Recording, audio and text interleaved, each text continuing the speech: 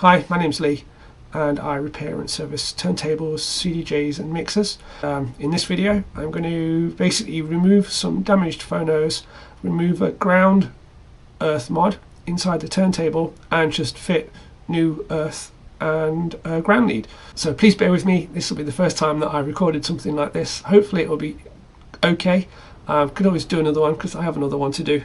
So let's get on with it. So first thing we're going to do is just remove the platter and put that to one side so that it's safe, and remove the cartridge. So basically whenever you're doing anything like this, I'll just get my tidy. Whenever you're doing any work on turntables, you want to be really careful of the tone arm, because the tone arm is the most important part. Basically, if that doesn't move properly, you'll get skips and jumps. And if you want to see that it works okay, you just set the weight to the back, put the anti-skate in 0, and we see that the tone arm moves into the center, which is the natural movement, and then putting it to anti-skate of 3 puts it back out. That basically puts pressure on one side of the groove for when you're scratching. So normal use wants to be on 0. If that's not moving quite like that, then there's it's either that this is too tight. So let's just quickly try out this dolly thing that I made. So basically, if that is too tight or it's damaged in any way, the bearings and the pivot on that will stop the tone arm from moving freely, and you'll basically see that it stops at certain points or just doesn't move at all. So that's quite an important thing. So what we want to do when we're repairing a turntable, we want to protect that at all times. So I use some 2 pieces of foam, one of them with a hole cut in the center, and then another piece just basically sits on top, and then we want to flip it over.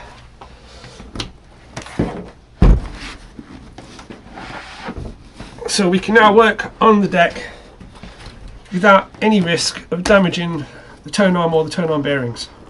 So let's take off the feet and put to one side.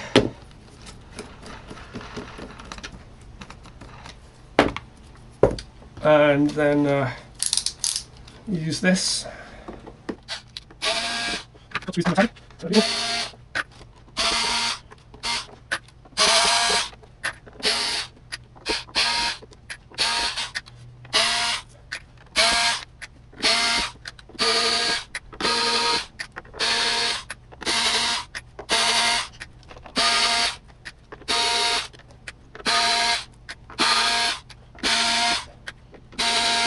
So that's all the screws removed. So once we've taken the screws out, we can just lift the top off, rest that at the back. So the next thing is we want to take off this cable retention. So when people fit big chunky cables, it's normally sacrificed by not having these, which doesn't hold the cable in properly. So eventually they just get more and more damaged over time. So there's 2 screws on the top.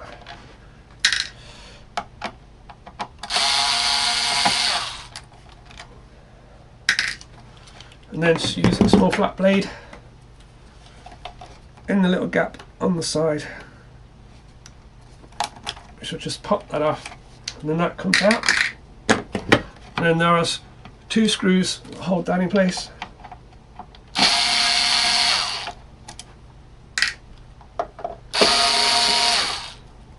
There we go. So now this can come off.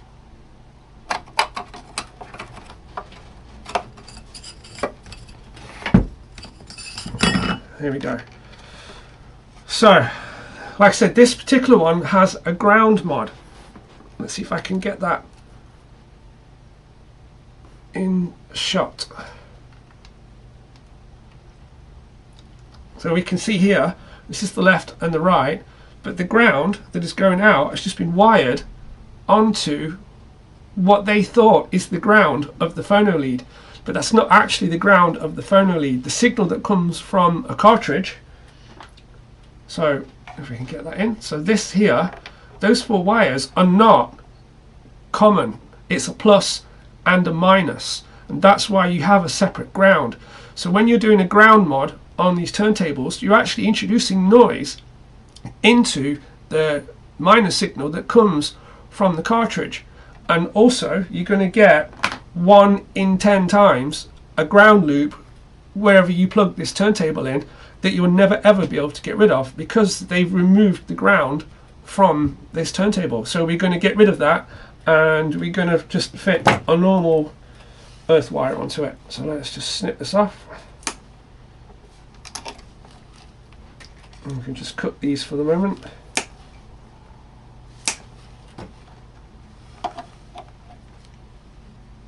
I can take that off. So basically the signal comes down the tone arm and comes out onto these wires just here, and then from there to the board, from the board to the RCA. So let's just turn on the soldering iron.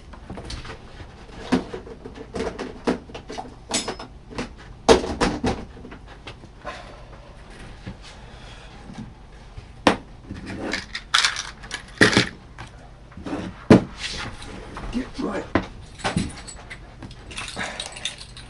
vise.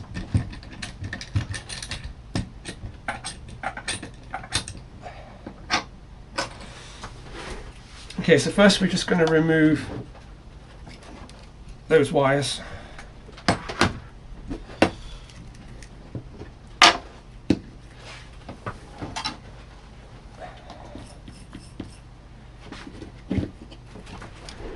Just use a little bit of solder once it's heated up.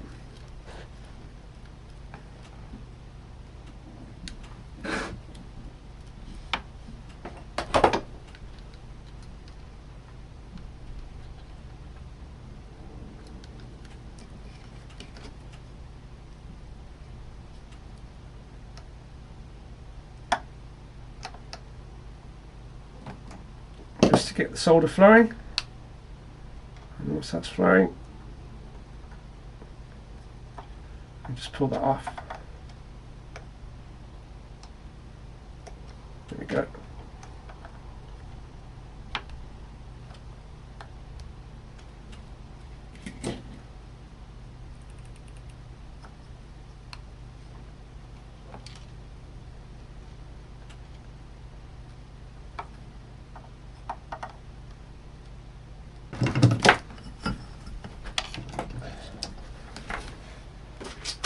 So we have a new earth. I just use my wire strippers.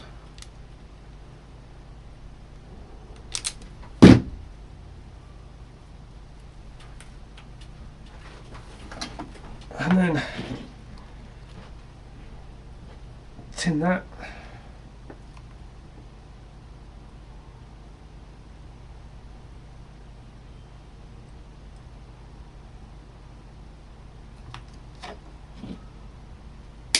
Cut a little bit off. Let's put that to one side. And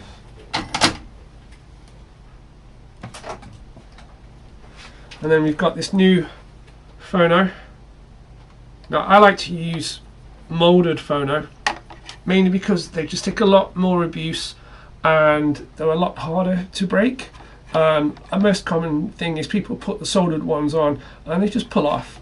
So I found that these last a long time, and I've been using them for a few years now. The only time that I have problems with them is when people abuse them generally. So let's just strip this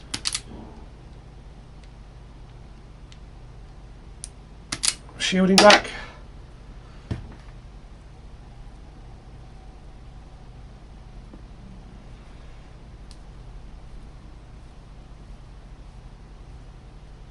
Take the shielding to the left and the right. Be sure to get all of it so there's no stray strands. So there we see we've got the left and the right.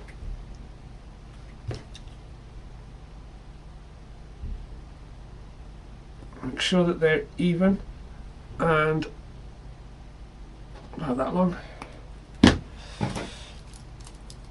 Take the end off. Now we're ready to tin.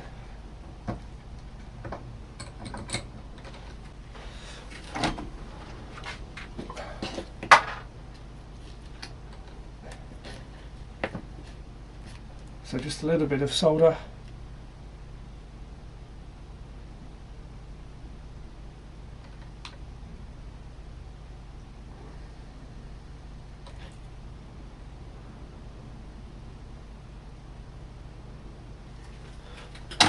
On that.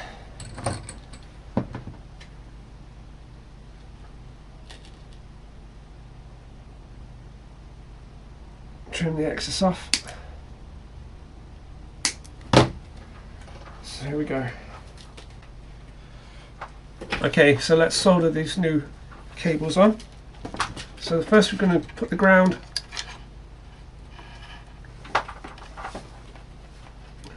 underneath,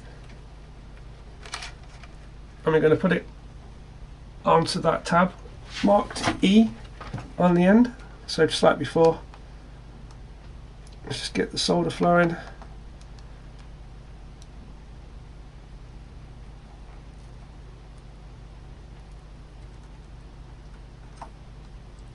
There we go, nice and shiny connection there. That's what we want to see. And then we connect this new phono lead, and it's normally left on that side, right on that side. In this case it's the red. Goes to R, and then the white goes to L. And then we just solder the braided sides either side of it.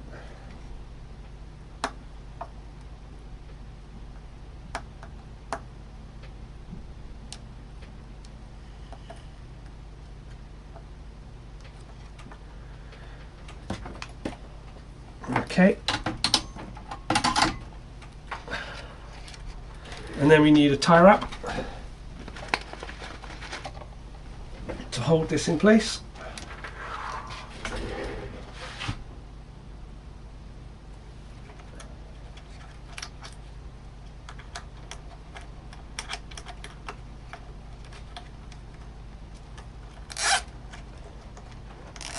Push it underneath the board so that it's not on the top, because it can restrict the plate from going back on.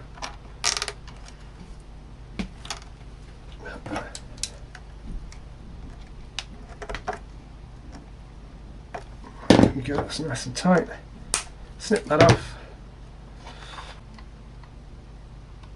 Okay, so now we're just going to feed the new phono and earth through the plate so that the ridges are facing you.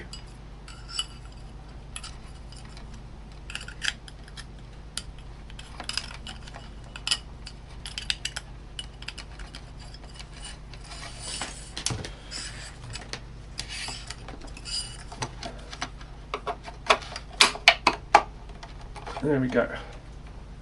And we want the two small screws.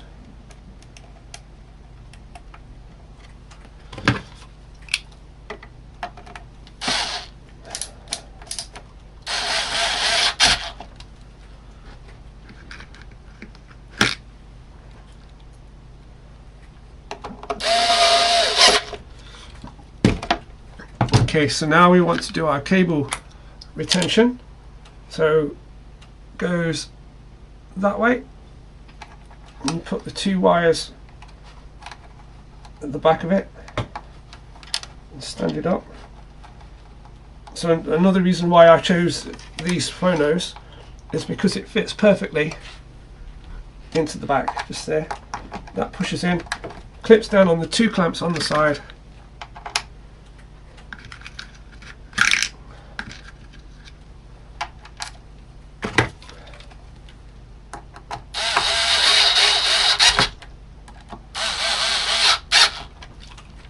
There we go.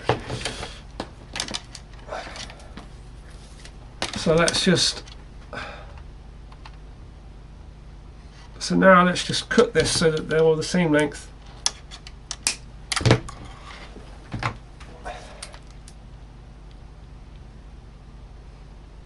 Strip it at the back.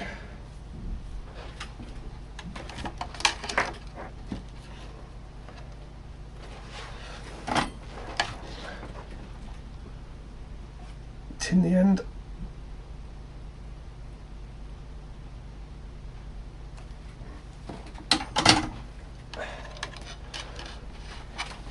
And then I'm going to put a 4mm spade on using this ratchet on the blue setting. So we'll just put that in just like that. Put it on the first click so it's holding place. Push that through and clamp it down. Okay, so now we can get rid of the old phono, chuck that away, feed the new cables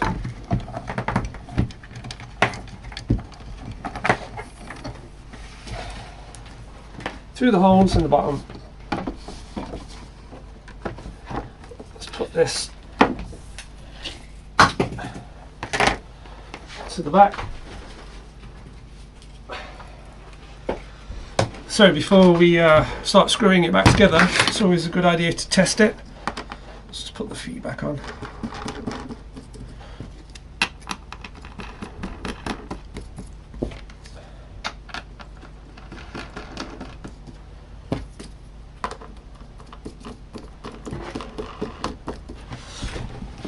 Flip it all over. Take the sponge off. Put the platter back on. Slip that. Cartridge. Plug it into the power. I have Technics amplifier with a phono input, and I just made a little breakout.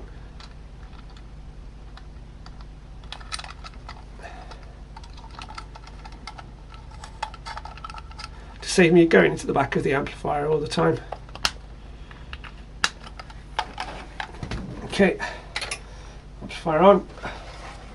I have a single-sided record which I use for testing the balance of the tone arm. But for the moment, let's just make sure that we get signal out of the left and the right.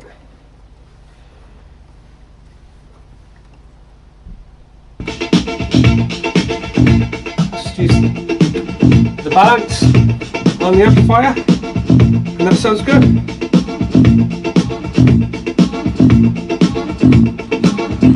Okay. Just take these off again. Sponge back on. To the amplifier. Pull out. Bit down. So 4. Ones on the outside. And 6. Stops holes. And the rest.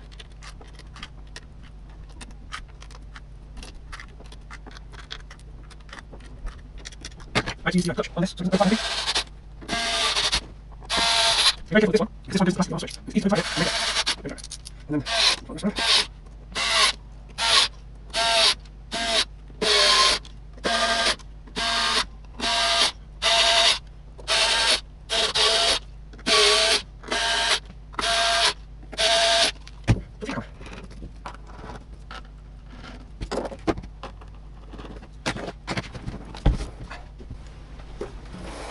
So there we go. This is one is now finished.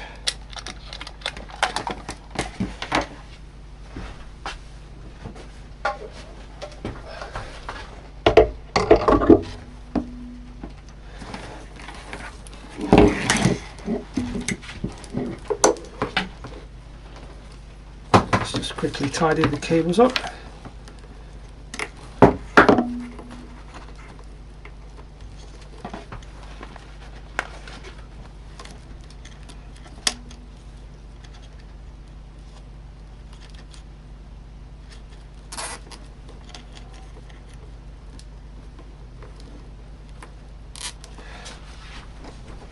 and we're done. So that's basically fitting new phonos onto a Technics turntable, removing the ground mod, and a quick explanation of how the tone arm works. So basically that's it, and thanks for watching. Hopefully this came out better than I think it did, so we'll see. Maybe it's all in the editing, but thanks and see you again.